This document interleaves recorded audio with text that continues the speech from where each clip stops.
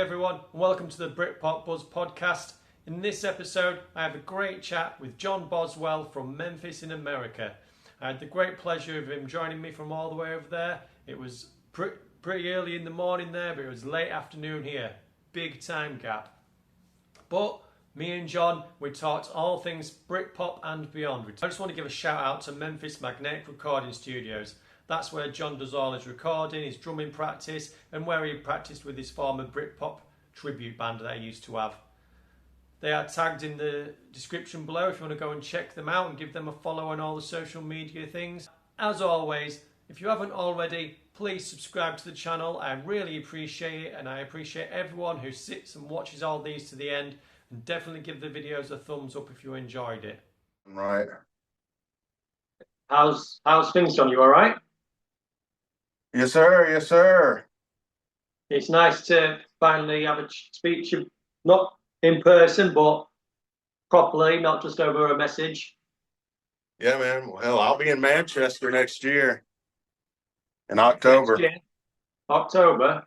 Nice.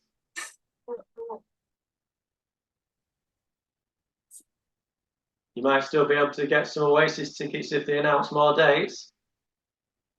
Oh, yeah. So they're supposed to announce the U.S. dates this coming Friday, right? That's what I've been seeing. It's coming soon. Yeah. So I think I told you this before, but I saw them here in Memphis, February 15th, 1995, at a small club on Beale Street. You know, I'm sure I'm assuming you've heard of Beale Street, which is if you know, I don't know, but if you know anything about Memphis, which I'm sure you don't, but it was, I couldn't believe it. You know, I couldn't believe I was seeing them, you know, of course, the original lineup, and man, I mean, that show will stay with me forever. I watched your interview with of course, I watched the top 10 Britpop albums. I've got my own list here, and what's the guy, the shoegaze guy? What's his name? Sam. Yeah, God, man, he's got a ton of stuff. All that stuff he was showing you, I was like, wow, man, I know, he's got it a was great crazy. collection. Yeah. That's killer. I don't have my Oasis ticket from the Daisy, but I did bring this. I don't know if you can see this. This is the Charlatans from 1994 at the same place that that Oasis played. Look at the price on that ticket, man. $12. Oh, I could only dream for $12 nowadays. Isn't that awesome? And I thought about bringing stuff to the studio to show you, kind of like Sam did, but I was like, no. I mean, I've got that huge Manson box set that they put out. You know what I'm talking about? That. Have you got the Attack of the Green Lantern one that came out like a year ago or something, or 2 years ago? Like the huge box. It was like $350. It's got a hardcover book and like 50 CDs in it. Oh, man. I know what you're talking about. I haven't got that, but yeah. Oh, man. Yeah, it's awesome. It's awesome. I thought about bringing that, but hoisting that up but I figured we could just talk, about stuff. I'm curious then, because you saw Oasis back in February 1995. That was so early on in their career. How did you find out about them before that then? How was they built up in America from your end? Okay, so I'm 54. I'll be 55 in November. Born and raised in Memphis, but in high school I was into metal. So in '89 I graduated, still listening to metal. I was over at a buddy of mine's house, late '89, early 1990, and we were sitting there, and he was like, man, they call me Boz, John Boswell, Boz, but all my buddies call me Boz. But he was like, man, Boz, my brother's got this cassette. Check this out. I think you'll dig these guys. Because it was the Roses' first record. I'd never heard of the Stone Roses, and of course they were released, I think, on the Silverstone label in the States. Yeah. So he had the cassette, put that in, and it was just like that set me on the whole. I just went dived head first into that music.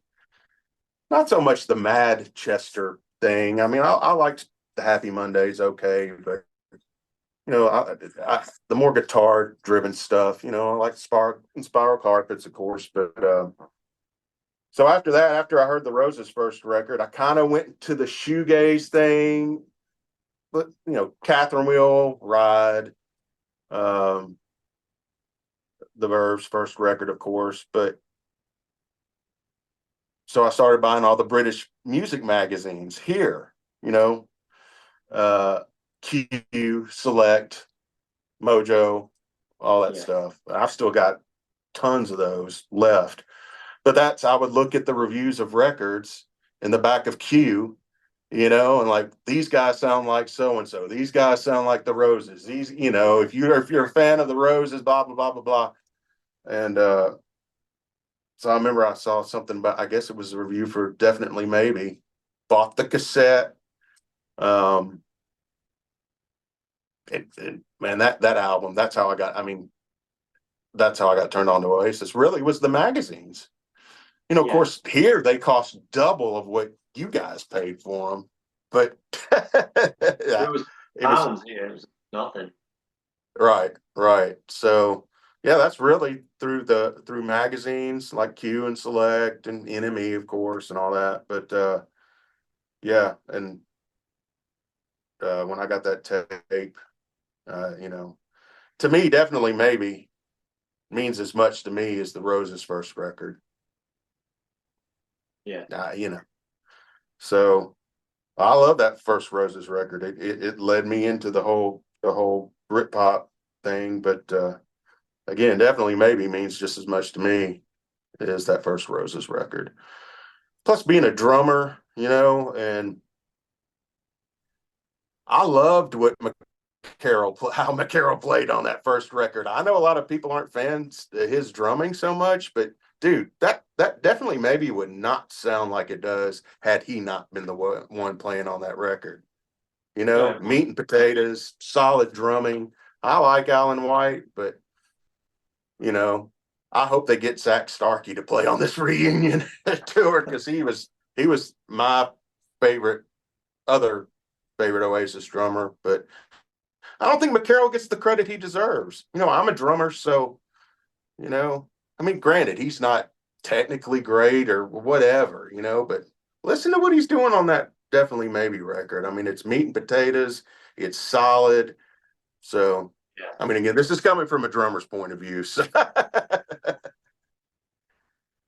but yeah, that's how I kind of got into it. And then I saw where they were, that tour they did in America early on. I guess it started in '94, and I saw that they were coming to the Daisy, which is the venue we saw them at, and I got some friends of mine. I was like, "Come on, we got to see these guys. We got to see these guys." And man, they came out, and I became magic. I mean, for me, my buddies were like, "Oh, they're okay," like, they didn't know, but I already knew, So yeah, yeah. I, I saw them in '98 in Chicago. I saw them in Nashville. Uh, can't remember. It was after the Chicago show.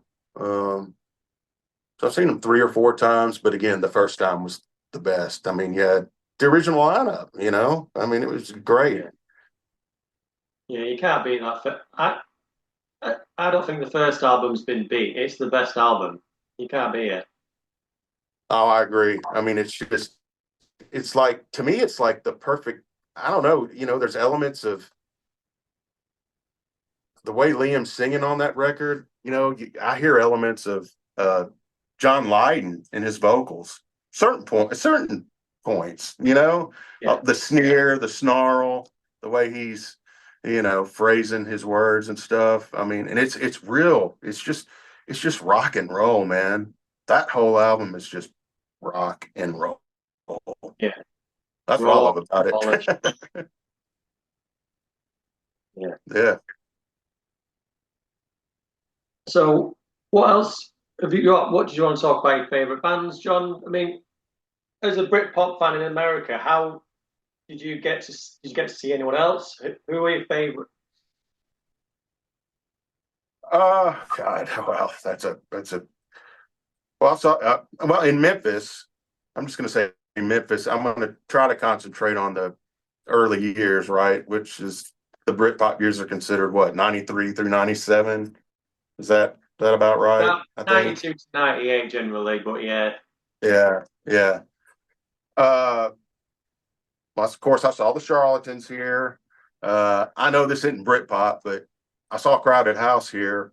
Uh, on the Woodface tour, which at the same venue, this venue had great bands in like 94, 95. James played here, but I missed that show. But anyway, my favorite bands, whew, God, there's so many. Of course, Oasis. I love the Verve, you know, Man, Son. I love Gene. Um, Charlatans.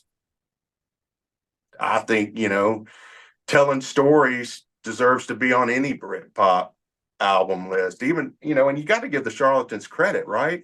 They're one band that had started in the early 90s and never stopped. I mean, obviously, some people passed away in the band, but man, they're still going. They never stopped. yeah, You know what I mean? That's yeah, they're still that's going. Yeah, new album in the and works, I think, at the minute. So I saw them in Atlanta this year with Ride.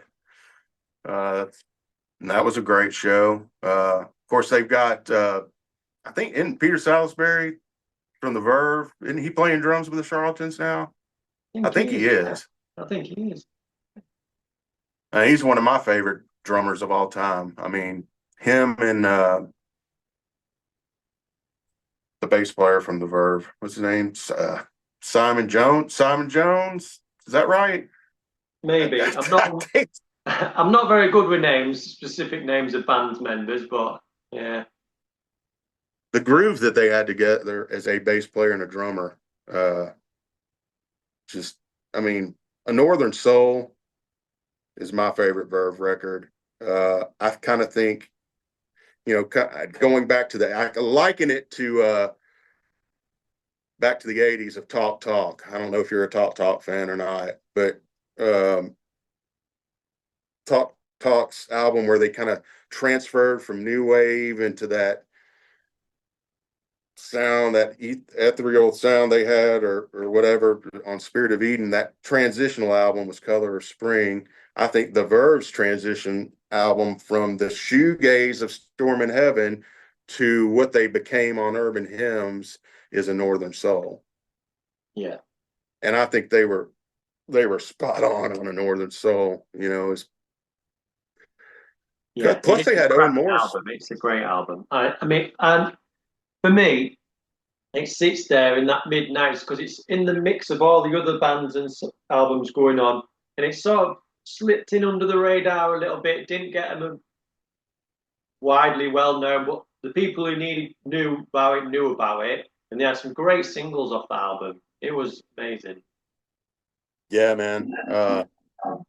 That album, I'd say the albums that mean that out of that whole time period, if I was pressed, definitely, maybe. I mean, the Roses, even though that's not Britpop, but I mean, just like Neil Young is the godfather of grunge, wouldn't you say the Stone Roses are the godfathers of Britpop? Ooh, that's a good question, John. That's a good question.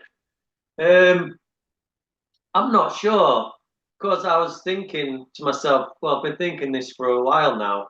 Someone posted a comment in something on Instagram about a month ago about the Lars being the godfathers of True. Britpop, Yeah, and I yeah. sat there thinking, I don't agree with that because I listened to the Lars album and I'm like, I like There She Goes, and I don't particularly like any other songs on the album. I'm like, I'm not a big fan. Okay, yeah. So I love Timeless Melodies song on that record, right? Isn't that a Law Yeah, song? That's a great tune. that's the last song. Yeah, But I think I think All Change by Cast. I prefer that album. I know that's sacrilege, but hell, John came from the Laws, so I think he kind of took that and kind of molded it into his own thing, with Cast. Yeah. Certainly, All Change is one of the should be, in my opinion, on anybody's top 10 Britpop albums. It, Again, that's just me. That's just my no, opinion. I 100% agree with you because I love All Change. It's an amazing album, and it's the album for me that got me into Britpop in the first place. It all started with All Cast by Change for me. I didn't get in through Oasis or anybody else. That it was Cast for me. I got in through All Change. Yeah, that's a great record. And I liked Mother Nature Calls and I can't remember the other album, but I've actually got the box set. Yeah, Cast. I don't know what the album is after Mother Nature Calls. It's the one that's the blue background. It's got the kid on the Yeah, it's front. got a boy on it. I can't remember. I can't even find it. That's a great record. I mean, I'm glad they're out playing live again. I'd love to see them open up for Oasis. That'd be great. I know everybody's hoping for Ashcroft. That would be great too. But Verve back together.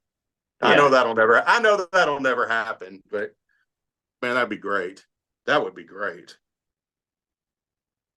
I'd love yeah, to see.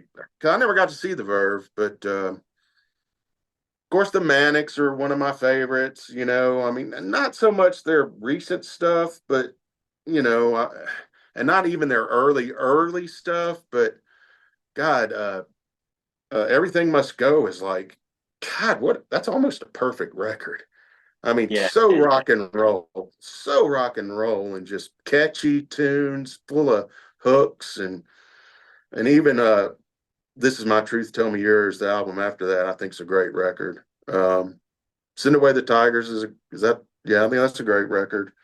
Your Love Alone with what's her face from uh,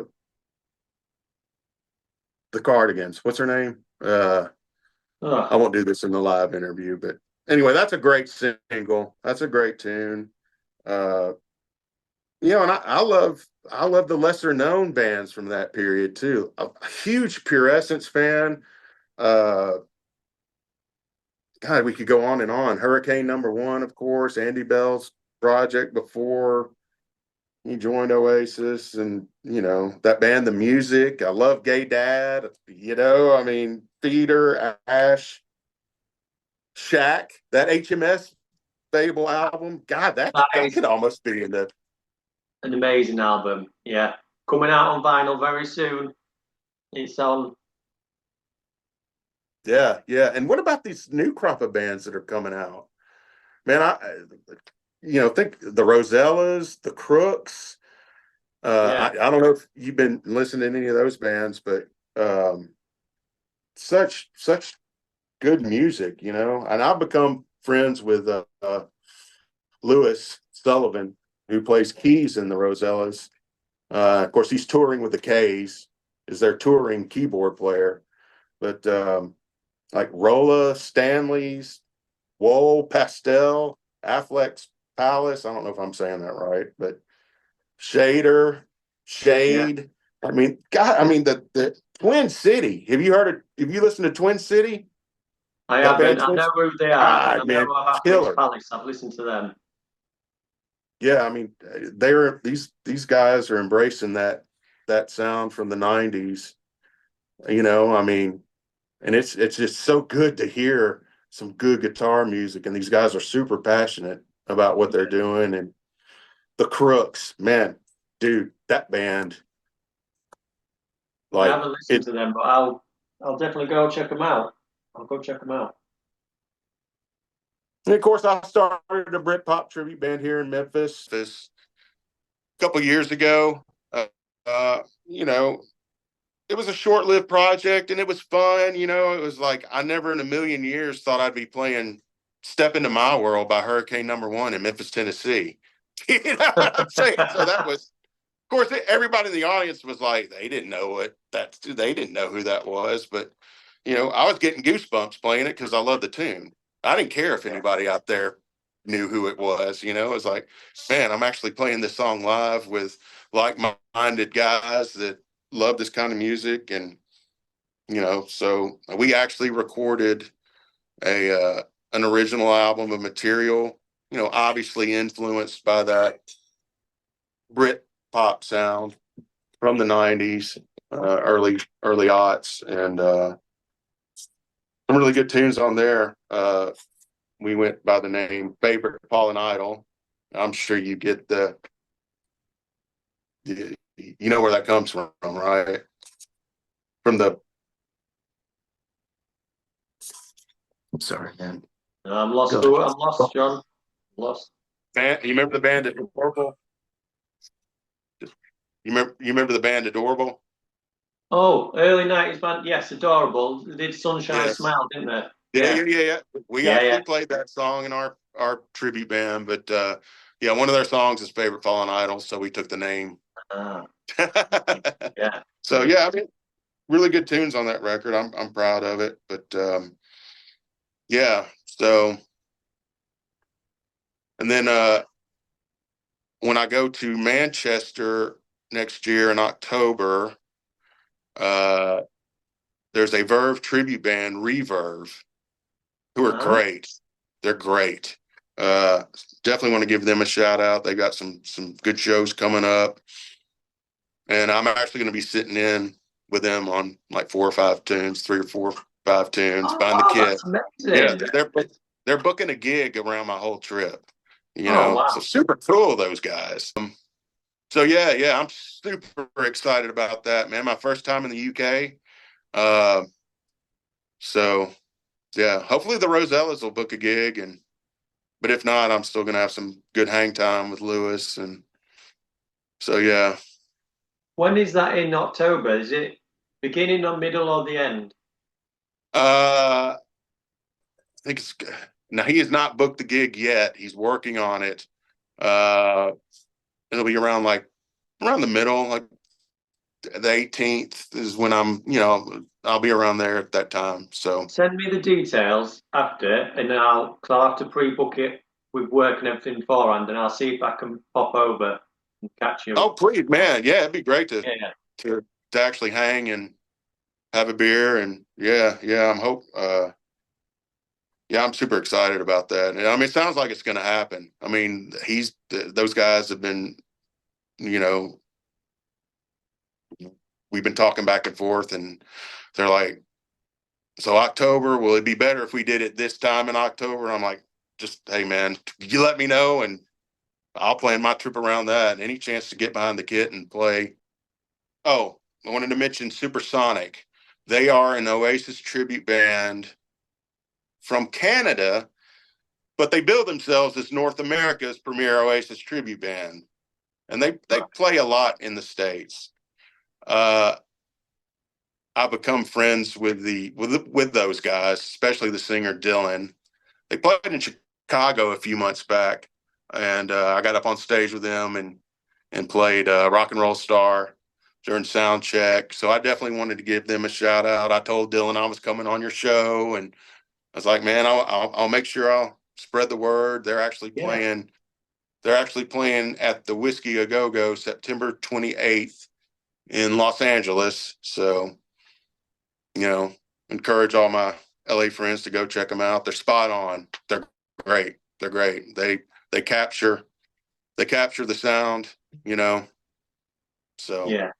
And that can be really hard to do sometimes when you're trying to emulate a specific band, and it's sometimes can be hard to get that sound and that feel what you want it to be. yeah. So Yeah, they're great.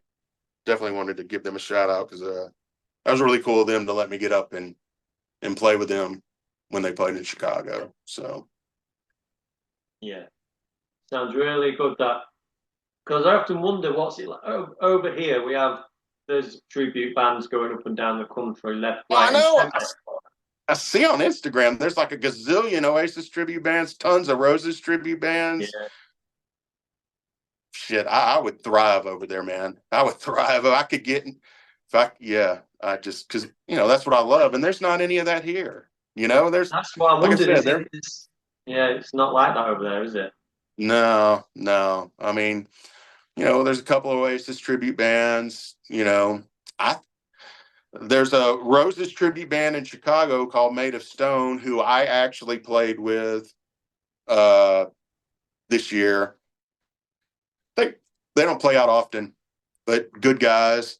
Uh, so, but yeah, I mean, there's just and then there's a band out of California called Stones and Roses, and so what they do, what they do is combine elements like they do Stone Roses tunes in the vein of how Guns N' Roses would play them.